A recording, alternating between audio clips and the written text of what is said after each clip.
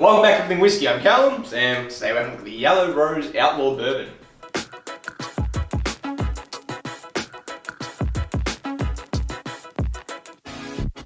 Alrighty, so we just picked this one up today. I was buying, well, we're about to do that anyway, that review, but I was buying that bourbon and then you saw this. Yep. We'd seen it a couple times, didn't know it was Texas. As soon as we realized it was Texas, we decided to pick it up as well. Yeah, so it's a pot still Texas. This is from Houston. Yellow Rose was the first ever legal distillery in Houston post, what's it called? Prohibition. Brain. So Yellow Rose is like the name of a famous woman that kind of helped Sam Houston in the war for independence against Mexico. It's why they named the distillery that. It was started in 2010. They started producing whiskey in 2012. And basically it is a pot still, 100% yellow Texas it's corn. Yeah, Texas corn. Yeah. 46%. Bottle number 965, batch number 4201. And yeah, Outlaw Bourbon is referring to the fact that it's basically like 7 to 9 months old. And the color It's is crazy. Black. That's what you get in Texas. There's nothing, like anyone that wants to criticize that, like I get it, like it seems young, but like there's been some Texas whiskeys that have spent 2 years and just been done. Like you couldn't drink it. Like it would taste like you just wringed out a bit of bark. Like it just doesn't. It's the differentiating climates they have there are just so like extreme, and they just like in and out of the wood. So they don't have much time to work with. So Stick your nose in. So very similar to Balcones. yeah, less of that kind of melted wax note though. It's still and more of a traditional bourbon smell, surprisingly. I'm getting like a Play-Doh kind of note. I am getting like that plasticky note. It's a very nice It note. smells nice. I'm getting like more savory. Yeah, like I'm getting like a salty caramel. I'm getting a lot of salt. Salty caramel, Nice and brown. bit of rubber maybe. Doesn't sound very nice. No, it smells really good. Yeah, a lot of sweetness coming from that corn, obviously. I'm getting like this chili rub or something like that. There's like some heat in this. Yeah, it's like dried red peppers or red chilies. There's like a nice Texas barbecue dry rub kind of smell. Yeah, like a dry rub for the smoker. Yeah.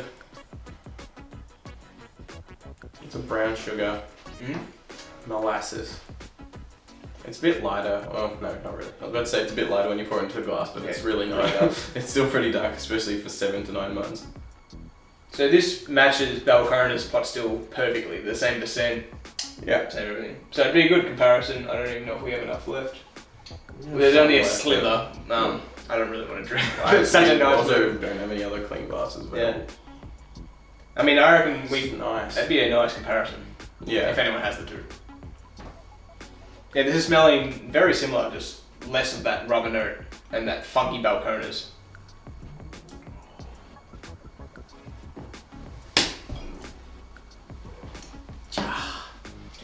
Yes. Ooh, it comes through more on the palate. Texas whiskey is like my new favorite like region. Like ever since I had Balcones, it's been kicking me around.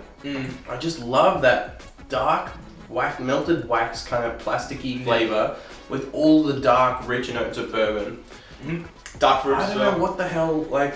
It heats you the entire way through as well. Is it just the climate paired with It has to be, the corn mash bill? Like it's 100% corn. So like, I guess that's all I can think of. Just makes it really dark and rich. The nose smells. What? It sounds like people are right around upstairs. Someone in my bedroom. It smells more traditional bourbon than it tastes. It tastes like a Texas whiskey. It tastes like brimstone almost. No, I wouldn't go that far. I just want to smell it, to be honest. It's been a while since let's smell the pot still. Let's screw it. We need to buy more. Every single one of these, we're buying another one. It smells very sweet all of a sudden. Probably because there's like nothing in there. Yeah. You can see, there's similar notes. That dark kind of rubbery richness is there. Yeah. It's so thick and dense, like the flavor on this, it's like treacle, but like dark. There's like espresso in Yeah, there as espresso, well. yeah. It smells heavy. Jesus Christ. And the metal. I forgot metal that cap. there's a Yeah. little metal coin thing on top. I like the bottle design as well, to be honest. Yeah, like the Pretty bottle's cool, but they also have like little kind of, they got a metal kind of like top on there. They've got this little leather wrap. It's all just, it's extra that would cost a fair bit when mass production, which they must be doing if it's making its way from Texas to Australia. Yeah. But I like it. It looks good, but And it it tastes tastes good as well. so good. I'm really into this a lot. I'm glad that there's like more Texas stuff coming to Australia. We can only get this in and Balcones, yeah, and it's quite a limited like amount yeah. of like what they've got available. I do really like this. The climate must affect the like waxiness Yeah. in the whiskey. I wonder if we got 100% corn in like WA or something like that, in the same heat. I reckon it'd do something similar. Don't know about the wax. I don't know where the waxiness comes I from. don't know. That's what I mean. I think it must just be the heat paired with the corn. I don't know what else. There's the only variables compared to normal bourbon. I can't get past this nose. I reckon the taste, like the nose is great, but the taste is what Yeah. nails it for me. I reckon this would still throw a lot of people off. If this was their first bourbon, it's kind of like an Isla. It's not. It is sweet, but we can find that sweetness. If you came into this as your first whiskey, it'd be really waxy, Play-Doh, kind of chemically almost. Also, it's much. It tastes hotter than 46. It does, yeah. But not in like an ethanol way. Like it's just really dense. Yeah, it's heats your entire inside. and it's quite oily. It's really oily. Clings. Oh, once you get down to like not much left in there, it starts smelling more like Balcones, like more of that waxy Play-Doh note. Ice got like a really honey molasses coating. Just then. I'm getting like that molasses, kind of vanilla as well. I'm getting that molasses, but with like these kind of maybe is it plums or something, or like kind of like overly ripe raspberries or something. I don't know, or cherry. I don't know. There's just a lot of fruits going on, but it's all so dark. This is like Again, it's like fruitcake. This is like sherry, like Texas's version of sherry or something. Like everything about this is dark, like really dark and rich. Like some red apple. I'm still getting that kind of licorice. Yeah, I'm getting like probably. I'm still getting that kind of dry rub note. Like I'm getting like this weird spouts of cumin kind of popping up. You go for round number 2. Well, We've got like 4 reviews today. True.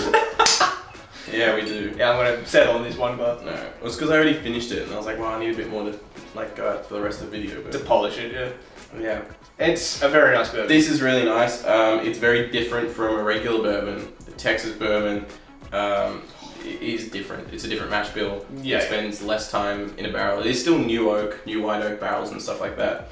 But yeah, there are quite a few differences that do translate directly to what you taste and smell. And I would not be surprised if a newcomer picking this up is completely turned off and away from it. Yeah, I don't know about completely turned off, but I reckon It's pretty definitely challenging. Like it's more challenging than a regular, than a more typical bourbon. Well, I mean, think when Texas whiskey has more challenging notes. When we first got Brimstone, that was our first Texas whiskey. I liked Isla at that stage, and it was nice, but it was. See, I loved painful. Brimstone when I first had it. But now I love it. I bought it for you as a birthday present, and I'm pretty sure I drank way more of it than you did. I love it. I think it's so good. But yeah, I get. So be wary if you're not used to it. Yeah, just go on with an open mind. Yeah, just expect it. And probably start with the baby blue. The baby blue bourbon. That's the lightest. They're probably best entry level. Yep. Again, we're just talking about Balcones because that's what we have the in most. Australia specifically. In Australia, yeah. In Texas, you probably have many more options. I hope you have many more options. Yeah. But, I mean, these guys, they've been around for a bit now, and if they're big enough to get to Australia, they must be popular. Yeah. So, let us know if there are any other Texas, whiskeys, distilleries that, are absolutely killing it in Texas that are clearly not making it out to our neck of the woods. I mean, there'd be hundreds of them. I'm pretty It'd sure, be all our whiskeys. I think there's, Andalusia and stuff like that, Yeah. apparently, very, very good. And we just cannot get it. But we can't even buy them. we need to make some friends in Texas to send us some Texas whiskey. That's the goal. But yeah, no, I think this is amazing. Let us know your opinions of this and any other Texas whiskeys. Yep. But yeah, if you like this episode of Everything Whiskey, leave us a like. If you want to see future episodes from us, maybe consider hitting that subscribe button. If you do, we'll see you next one. Cheers. Cheers.